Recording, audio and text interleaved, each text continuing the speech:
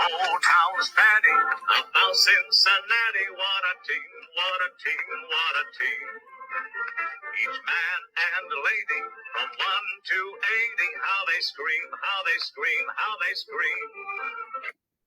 Hey everybody, this is Jack Greiner along with my partner Randy Freaking, and welcome to another edition of We Love Our Team. Today, we're pleased to welcome Cincinnati Mayor Aftab Pureval to the podcast. Mayor Pureval is the 70th mayor of Cincinnati.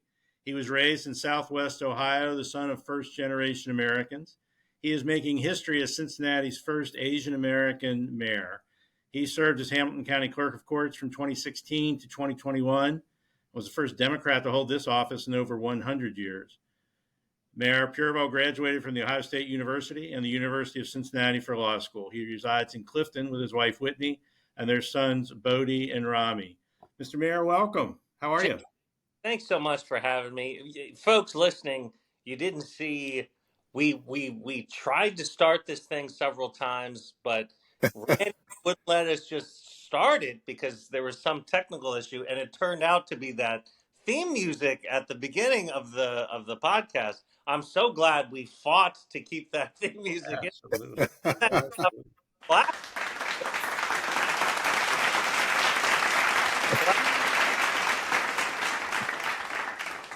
Now, Mr. Mayor, are you familiar with that song? Had you ever heard that song before? I have never heard that song, but oh my goodness! But just to watch Randy's face while it was playing, it lights up. Personification of joy. Boys, it's so good to be with you. How do you guys get any guests? You have sued half the city. How? Oh. Jack, you've sued me. Randy, you've sued me. I mean, how do you get anybody to say yes?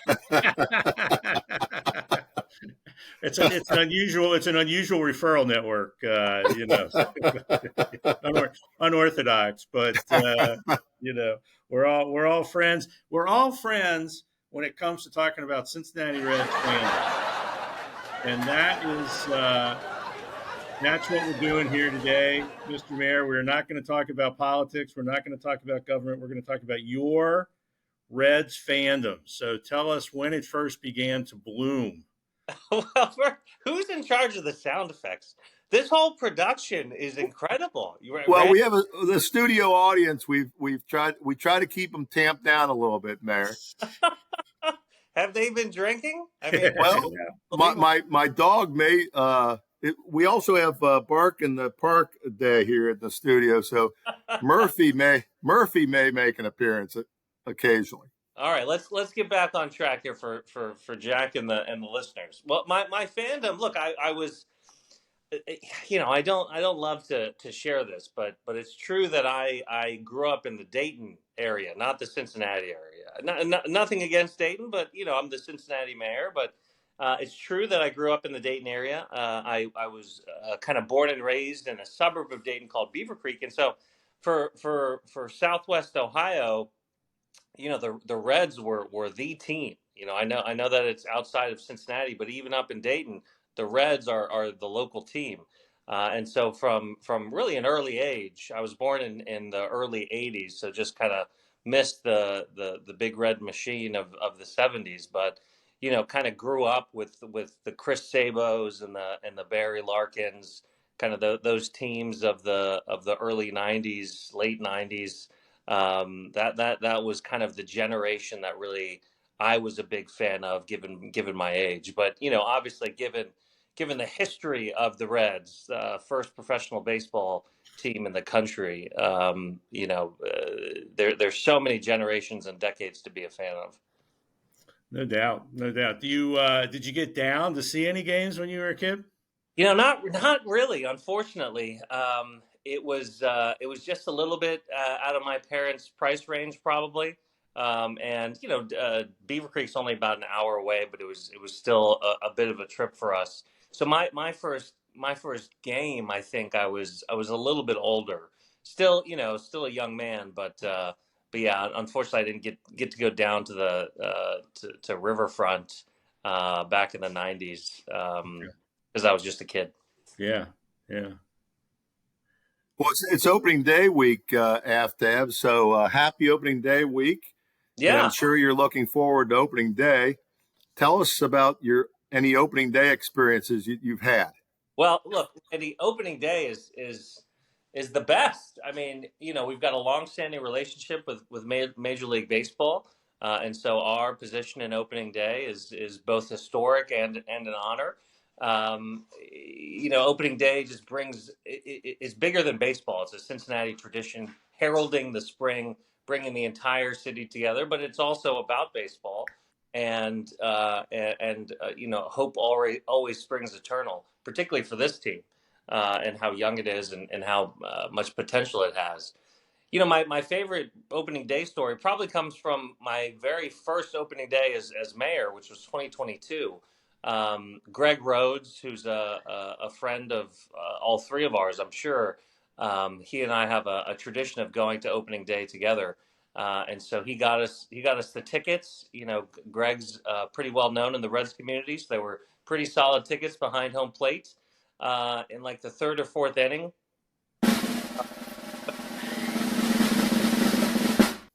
foul ball behind the home plate over the net, hits the second deck behind home plate, falls down to the lower bowl, bounces off of four people, and just happens to dribble next to my seat. So I pick up the foul ball, and it's opening day. It's my first game as mayor, and I'm like, oh my gosh, I can't keep this ball. First, I know that as a politician, so I look around looking for a kid to give this ball to, and I can't find any. It's pretty good seats because Greg is a well known member of the Reds community, and I finally see a kid like 10 rows up. So I throw this ball 10 rows. Perfect throw, by the way. Hit him right in the numbers.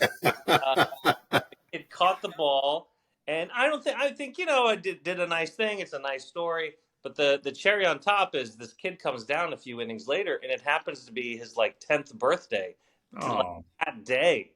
So we took a picture, and it was a great story, but it was one of those kind of magical Cincinnati experiences, and I'll never forget that. It was a really cool experience. that's fantastic. Well, so I've been to hundreds, if not thousands, of games, and Right. I've never caught a foul ball.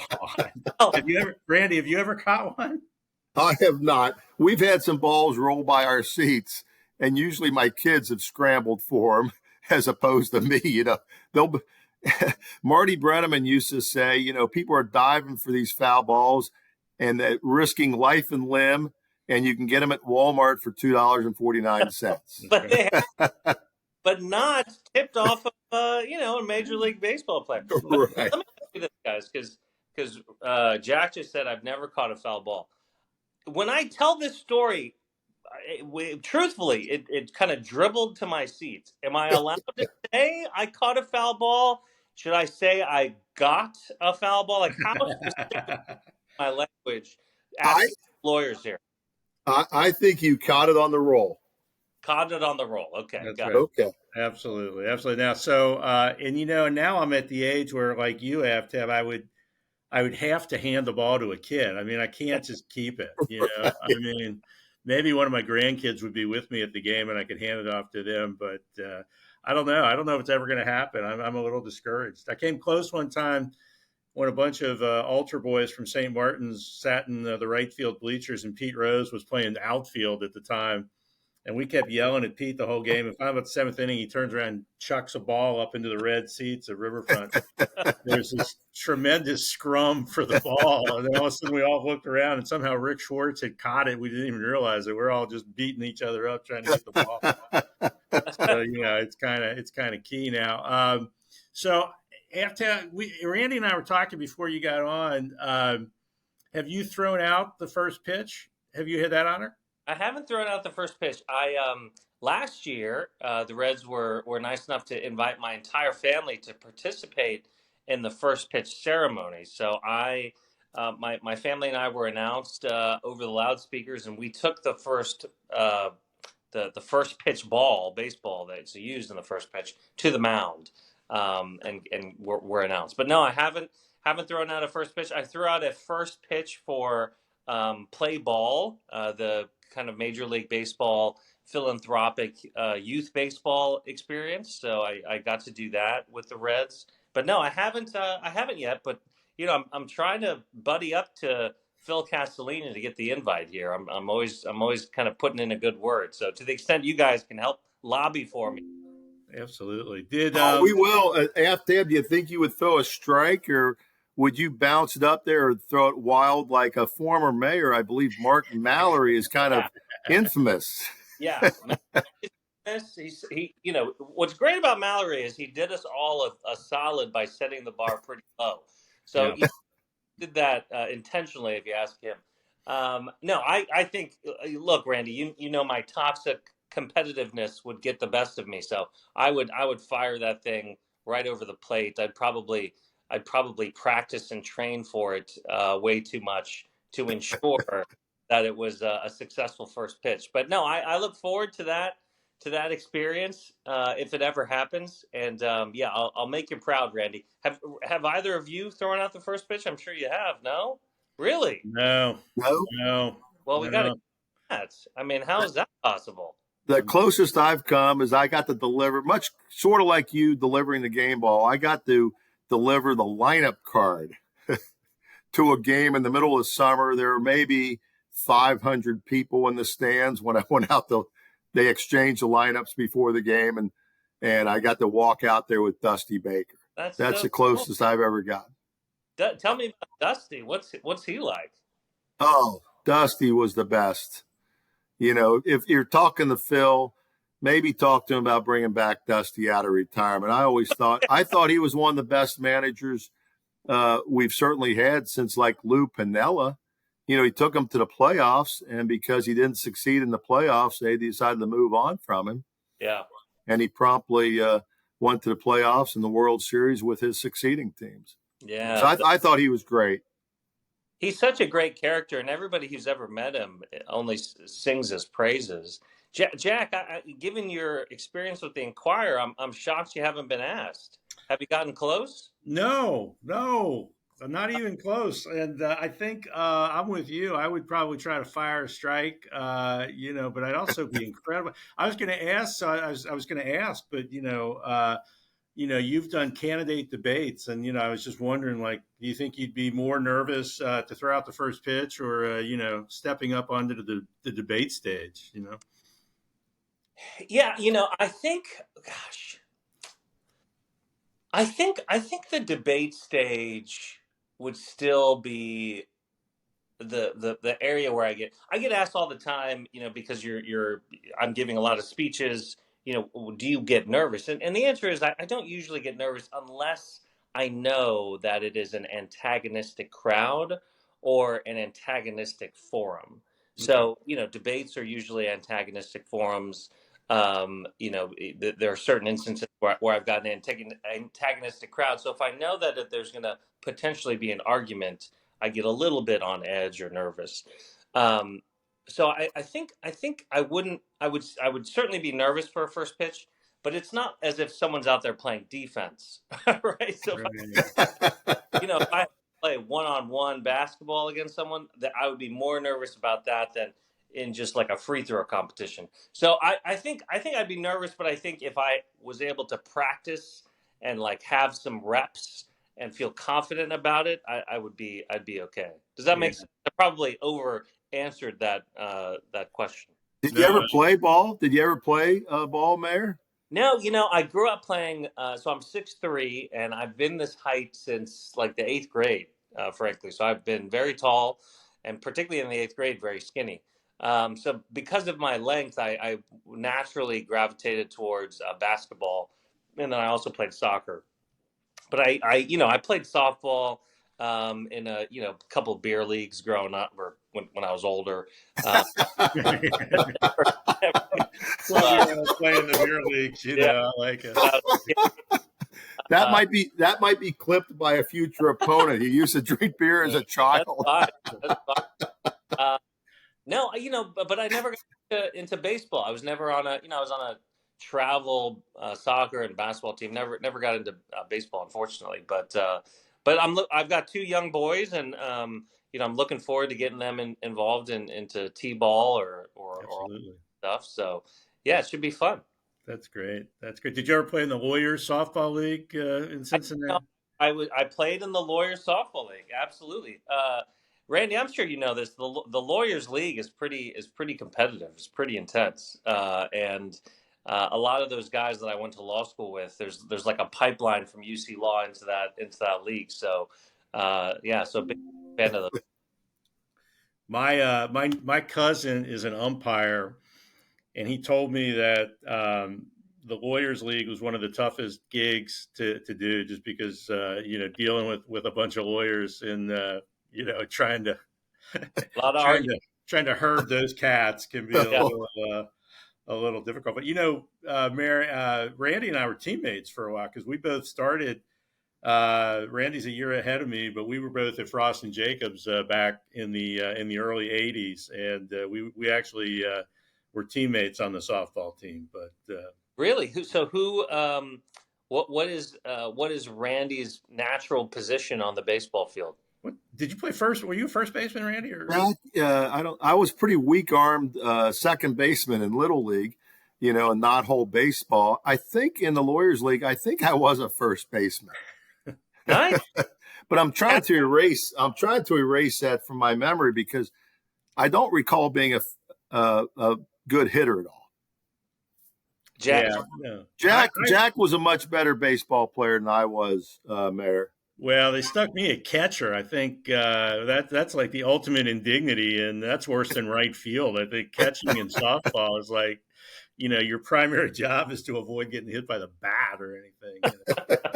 Yeah, you're the chief antagonizer, though. You get to talk that's to true. Yeah. those players, get in their heads. No, I got in not trouble, but I got a hard time because like one time there was a play at the plate and this guy was rounding third and I blocked the plate and tagged him out, and there was a decent collision, and it turns out he was like general counsel of one of Frost's clients or something. So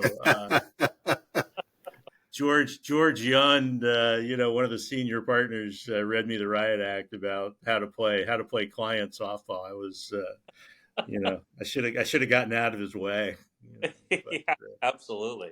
Mr. Mayor, I'm a big Pete Rose fan, so I have to say, on behalf of the city of Cincinnati, do you support his admission to the National Baseball Hall of Fame? You're talking to a largely Cincinnati audience. Of course. Well, 100%. It's a travesty of justice. It's unbelievable, Randy. Keep going, man. A great city behind you. Repeat. Yeah. No, well, now this is interesting with Ohtani. I mean, that's right. I mean, where is We Love Our Team podcast on the conspiracy theories? How much do you think the translator just took the fall 100%? Do you think Ohtani had nothing to do with it? Where do you think the truth is? You go, Randy. Well, Aftab, as a lawyer, I did notice that they changed their story within about 24 hours. And that would be fodder for any plaintiff's lawyer or any prosecutor. We always loved it when people change their stories. So I don't know. But but Brandy, I'm sorry to take over here, but as a Pete Rose truther, don't you want another example of a player engaged in similar activities so that you can set a different precedent for your guy Pete? No, my guy Pete should be in there anyway. I'd hate to have it befall upon Shohei Ohtani. I mean, I'm going to bed every night praying that he was not involved with this. He's such a great ambassador for baseball, arguably one of the greatest baseball players of all time. I mean, he's been compared to Babe Ruth because he pitches and hits like Babe did. he's remarkable. I think it would be a shame for the sport and everything else. Yeah.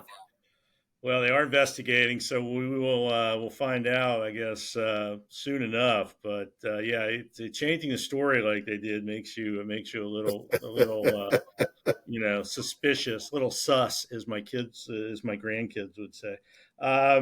So, Mr. Mayor, the Athletic publication did a poll about the optimism about the Reds this year, and 95.9% of Reds fans were optimistic about the season, which compares to 4.4% last year. So, I mean, that's like that 95.9 is about your approval rating, I think, isn't it? I mean, Depends on who you ask, Jack. No, look, I think those polls are reflective of the mood that I'm feeling for sure. I mean, last year was such a gift, as you Yeah. guys know. I mean, such low expectations. The team really young team. Some really bold moves by the front office last year, and it really paid off. And again, uh, uh, hope is always strong here in Cincinnati in the spring, and the Reds have given us a lot of reason to believe this year, and not just Ellie. I mean, obviously Ellie first and foremost, but the whole squad looks like they're hungry, and I'm excited. I mean, FC looks like they're going to have a really solid year. Obviously, always we're kind of in the heat of the off season right now with the Bengals. But Cincinnati and the Reds in particular, just so many of the ingredients are in place, and I think we're on the precipice of some greatness. Yeah, how important do you think the Reds are to the city? I mean, just the mood of the city. Can you talk about that? Just as in your position, from your position as mayor, just what it means to have a successful Reds season. I just talked about the Bengals and FC, and obviously we got the Cincinnati Cyclones and UC Xavier, Miami, all of those institutions and brands and communities are so important to the city. But there's something unique about the Reds. It's the history, it's the tradition, it's the fact that Reds holidays are city holidays, like opening day. When the Reds are in the playoffs, this town is just completely different. I mean, we are first and foremost a baseball city, and I know others will disagree with that, but given the history and the tradition and the events of the city almost being marked in time by the Reds organization, it's just different. And so when the Reds are doing well and when the Reds make deep runs into the playoffs, the city really comes alive. I mean, it's similar to what happened when the Bengals went to the Super Bowl. Again, my first year in office, and I'm optimistic that they'll be able to come together and galvanize us again. I was so lucky when I first started in 2022. I mean, the Bearcats went to the college football playoff. The Bengals went to the Super Bowl. We were still in the hunt for the for hosting the FIFA World Cup. I got almost so lucky that those first few months, but it really showed me that sports are important to our community, and when our sports teams are doing well, um, there's this feeling in the city that there's nothing we can't achieve together, and when you get a taste of that, you want more of it. And particularly when the teams are doing well, my approval rating is through the roof. When the teams are not doing well, uh, people start getting annoyed. They start seeing the potholes more clearly. Uh, so, How important are the Reds to the local economy, Mayor? again, you hate to compare teams, but when you look at the length and the amount of games of a Major League Baseball season, there's a whole lot more than an NFL season, for example. And so there's a whole lot more, there's more opportunities for actual people coming downtown and spending dollars, etc. And so when the Reds are doing well, and you got a lot of people coming from out of town, filling up those hotels, filling up those local bars, And when that's every weekend in the summer, that has a huge impact on our local economy. But but our economy is so strong that we're not reliant on the teams to do well, right? So even without the teams doing well, last year we had Taylor Swift come in town. We had Lionel Messi come in town. So we are built bigger than that, but it obviously is always helpful. So can you declare, I mean, or what is the status of opening day? Is it a city? Can you make it an official city holiday? Is there power, or is that something that has to be a statewide or a federal pronouncement? No, we can do it locally. Obviously, I'd love for it to be a federal pronouncement, but we can do it locally. Here's the real challenge. It is there's these unofficial city holidays. There's the obviously Oktoberfest. When the Bengals made it the Super Bowl, the following Monday was a holiday. And then obviously opening day. The real challenge when you have a holiday, but on that day you have a huge event and a huge baseball game, it's not really a holiday for city employees. So calling it a city holiday would really be a name only for non-city employees, because you can imagine a lot of our police officers, firefighters, people who pick up the trash, people who help direct the traffic. All of those folks would have to work. So it's a internal question more than an external one, if that makes sense. Yeah, that does. I think it's more fun to sort of have the wink, wink. Like, I don't know. I heard this one guy, this one ne'er-do-well that claimed to have a dentist appointment one day on opening day and skip school at, I don't know what high. I think maybe St. X High School. I don't know. When I was growing up, I had a dentist appointment every opening day. It just happened. I think they used to schedule it on an annual basis. Yeah. And so it just turned out to be the same day every year. Aftab, did you have is there a particular Reds player that you would deem to be one of your favorites, either all time or currently? I just loved Chris Sabo. I did. I loved, I wear glasses. I loved I loved his attitude. I loved his swagger or perceived lack thereof swagger. I loved the sports specs. I loved the way he played. And the other, what I mentioned already is Barry Larkin. And now that I'm mayor, I've had a chance to meet Barry a couple of times and be able to tell him how much he and those teams meant to me. So as a kid, those are kind of the two that come to mind. But now, obviously, I know some things have happened recently given his age, but Joey Votto, more recently, I mean, has to be the person that fans think of when they think of a kind of a stereotypical Reds player. Joey kind of embodies the values and ethos of the city, and we were so proud to have him on the team for that long. Yeah, I'm just curious, when you go to a Reds game now as mayor, I mean, are you able to really watch the game, or do people come and want to chat and just shake your hand and that sort of thing? Are you able to really sit back and enjoy it? It's a little of both. I mean, obviously, I'm enjoying it. If I'm at a Reds game, I'm enjoying it. Most people, aren't being nice. They really don't care that the mayor is there, right? Yeah, no, that's great. I'm an actual famous person or something. It's just like, oh, there's the mayor, and most people are like, give me a wave, or some people want to take a picture, and I'm always excited, to do that. I have kind of the perfect level of public notoriety. People recognize me, but are generally, just kind of like find it funny that the mayor is sitting next to them, not find it like exciting, which is perfect for me. And so most people are really nice and pleasant. Sometimes people have an issue that they want to raise with me, and so they take that opportunity, which is great too. I'm always working. But no, I went to opening day last year with the family, and we were able to. My boys made it almost the entire time.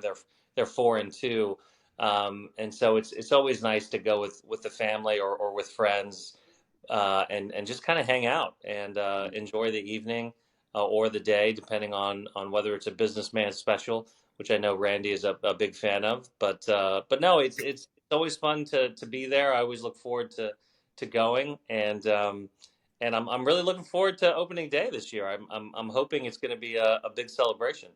Well, I have a suggestion for you, Mayor. Yeah, tell me. I had the privilege of hosting a party Wednesday night, and you're going to come and cut the ribbon on the season. I can't wait. Now, you may not recognize me Wednesday night because I usually have a disguise on.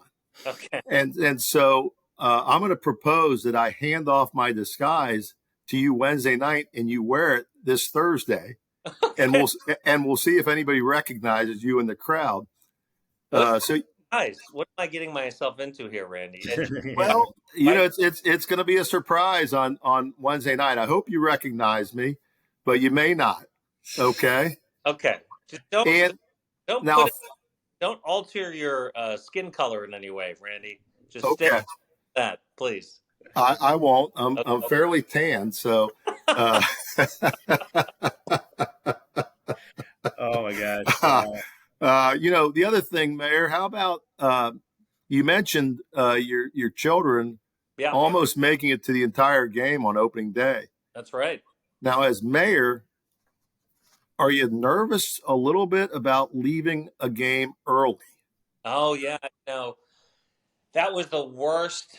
That was, gosh, you put your finger on anxiety, Randy. My worst anxiety is exactly that. A situation where I am my family is in need of something, but given my mayoral position, I'm not able to do it, right? And so my kids got to go.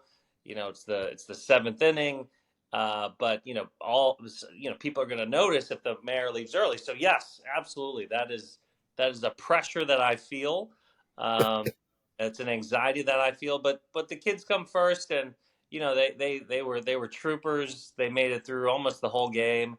And they were just having a fit and needed to go home, and so it's even though I'm making a little joke about it, it's usually an easy call, even though I'm sure I'm going to take some grief from some people. Well, parents of young kids would sympathize for sure. I'm just sitting there, just even as a grandparent, thinking, "Oh my God, a 2-year-old at a baseball game is that's a challenge. That's a challenge." Yeah.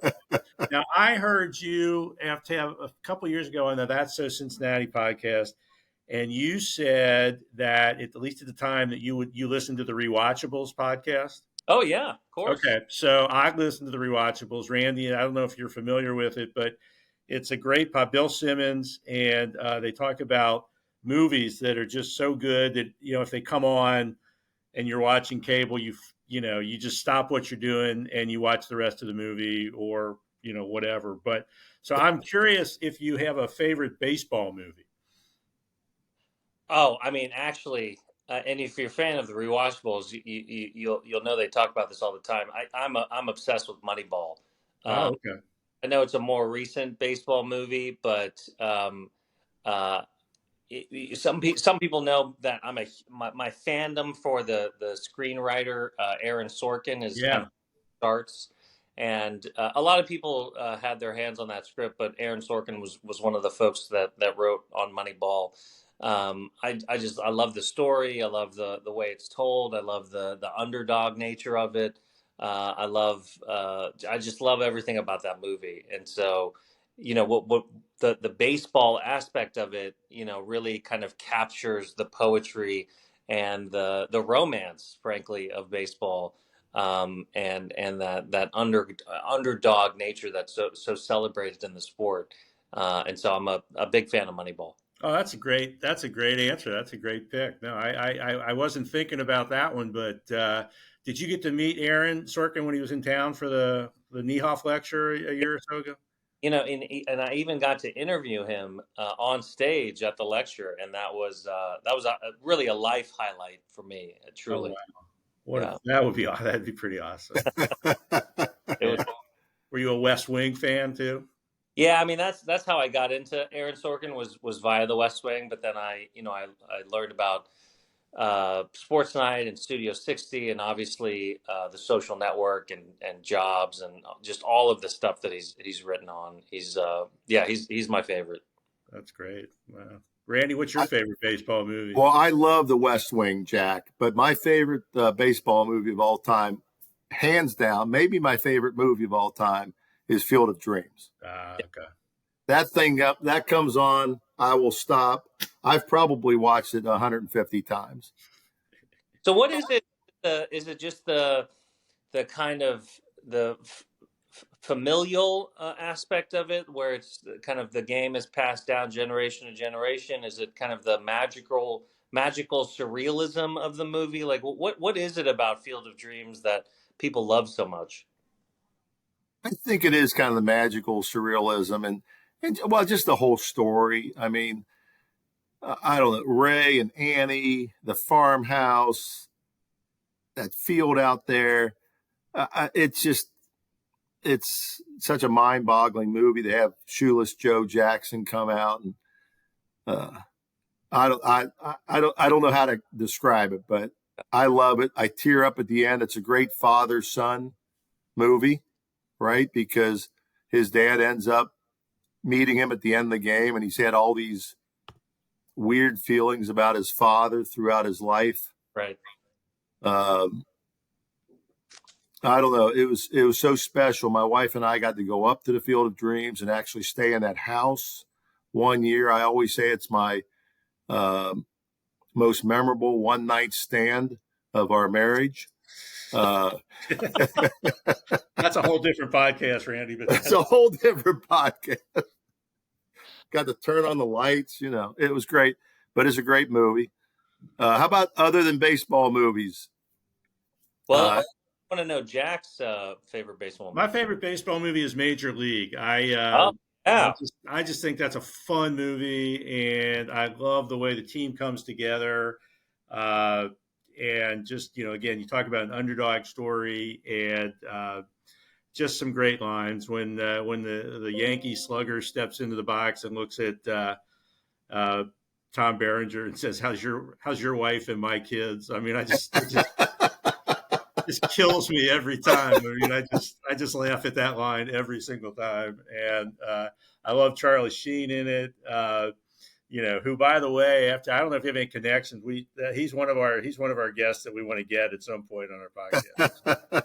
Okay, actually, randomly, and you guys probably know this.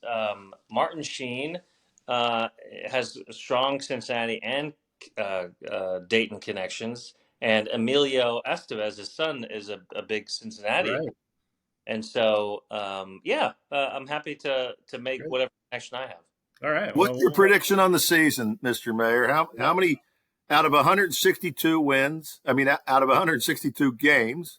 Yep. I don't think they'll go undefeated. But what's your prediction on the number of wins the Reds will have this year? Well, how many wins did they have last year? They had 82 last year, I believe. 82. Okay. Let's go with over 100. Let's go with over 100. All right. I like it. I like that optimism. That's fantastic. Well, listen, we have kept you for even a little longer than we said, and we know you've got a city to run. I've got work to do. God knows what Randy's going to do with the rest of his day. But, God knows exactly. God knows. I'm going to be down at the ballpark on this afternoon.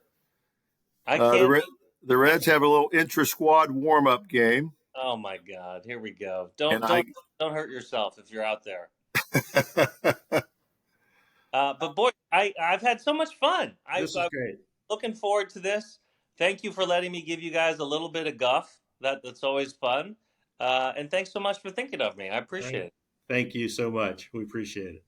Absolutely. I mean, nothing better than this. I tell you what.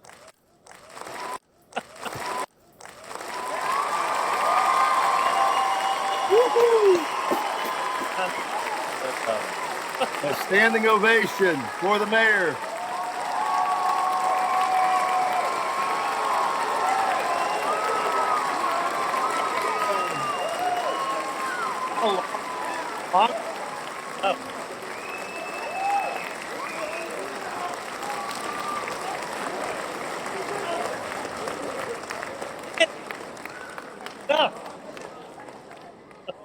That's tremendous. The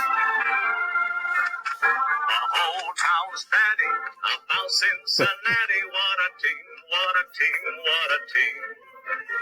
Each man and lady from 1 to 80, how they scream, how they scream, how they scream.